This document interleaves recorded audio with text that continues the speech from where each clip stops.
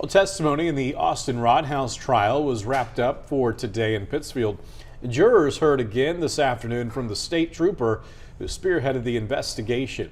He detailed a third search of the Rodhouse home and showed a video of a walkthrough of that residence. Witnesses included medical personnel and 3 other women who all say they were sexually abused or assaulted by Rodhouse. Rodhouse pleaded not guilty to 19 charges, including criminal sexual assault, domestic battery, and predatory criminal sexual assault of a child and child pornography.